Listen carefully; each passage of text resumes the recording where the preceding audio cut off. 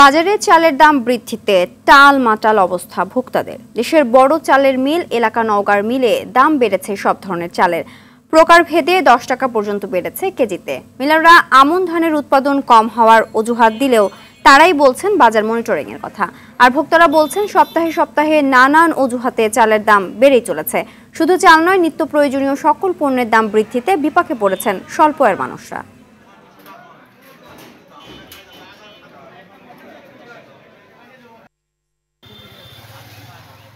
সব থেকে দাম বাড়িছে সাম্পা কাটারি, ছিল আপনার 72-73 টাকা, এখন বেড়ে দাঁড়াচ্ছে 80 টাকা। আমাদের নিত্যপণ্য যেটা, এটা আমার সহনীয় পর্যায়ে থাকে।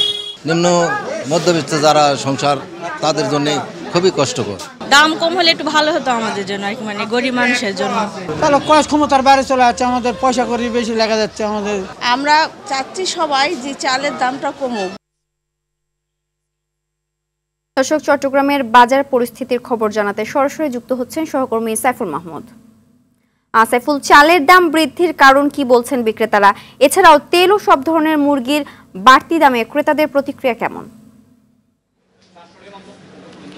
জি সিনথিয়া, আসলে আপনি যেমনটি বলেছেন, চট্টগ্রামের বাজার সবসময় কিন্তু ঊর্ধ্বমুখী থাকে। এই ঠিক আজকেও সেরকম আছে। এখনো কিন্তু বাজারের যে পরিস্থিতি সেটা কিন্তু স্থিতিশীল অবস্থায় নাই। এখনো কিন্তু বাজার পরিস্থিতি ঊর্ধ্বমুখী। আমরা বেশ কিছু বিক্রেতার সাথে কথা বললাম, তারা জানিয়েছে আসলে গত সপ্তাহের তুলনায় এই সপ্তাহে কিন্তু চালের দাম কেজি প্রতি 2 টাকা থেকে 5 টাকা বৃদ্ধি পেয়েছে, চাল ভেদে সেটা, এবং কোনো কোনো চাউলের ক্ষেত্রে কিন্তু আরও বেশি কিন্তু বৃদ্ধি পেয়েছে। তবে আমরা কথা বলেছিলাম পাহাড়তলী আড়তদার সমিতি সভাপতির সাথে, তিনি জানিয়েছেন আসলে কর্পোরেট ব্যবসায়ীরা যেভাবে চাউল স্টক করছেন সেজন্যই কিন্তু চাউলের দাম বৃদ্ধি পেয়েছে। যদি কর্পোরেট ব্যবসায়ীরা যদি আসলে চাউলের স্টক না করতো তাহলে কিন্তু আসলে চাউলের দাম এতটা বৃদ্ধি পেত না বলে তারা বলছেন। এবং এখানকার যারা বিক্রেতা আছে তারা কিন্তু জানিয়েছেন কোনো কোনো কর্পোরেট ব্যবসায়ীর গুদামে কিন্তু 2 থেকে 3 বছরের আগেরও জমানো চাল রয়ে গেছে। সেই চালগুলো তারা কিন্তু বাজারে ছাড়ছে না। যখনই দাম বৃদ্ধি পাচ্ছে তখনই তারা কিন্তু এই চালগুলো বাজারে একের পর এক ছাড়ছে, সেজন্য কিন্তু দাম বৃদ্ধি পেয়েছে।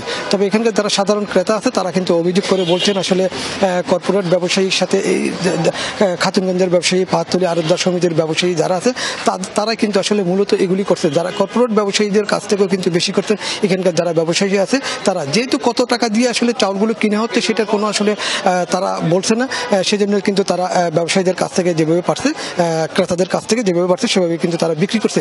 আরেকটা বিষয় জানিয়ে রাখি, চট্টগ্রামে কিন্তু হলুদের দাম কিন্তু প্রচুর পরিমাণে বৃদ্ধি পেয়েছে। হলুদ বিক্রি হচ্ছে 400 থেকে 500 টাকার মধ্যে, এবং সেই সাথে মরিচের দামও বৃদ্ধি, মরিচ বিক্রি হচ্ছে 500 থেকে 600 টাকার মধ্যে, এবং এলাচের দাম 5000 টাকা পর্যন্ত বেড়েছে। গত সপ্তাহে ছিল এটা আসলে 3400, এই সপ্তাহে প্রায় এটার দাম 5200 টাকা।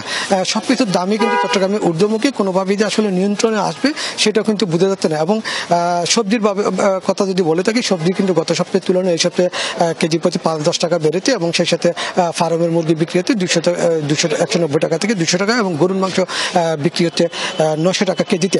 আসলে চট্টগ্রামের বাজার সবসময় একটু ঊর্ধ্বমুখী থাকে, এবং আজকেও কিন্তু সেম অবস্থা, এখন ঊর্ধ্বমুখী আছে।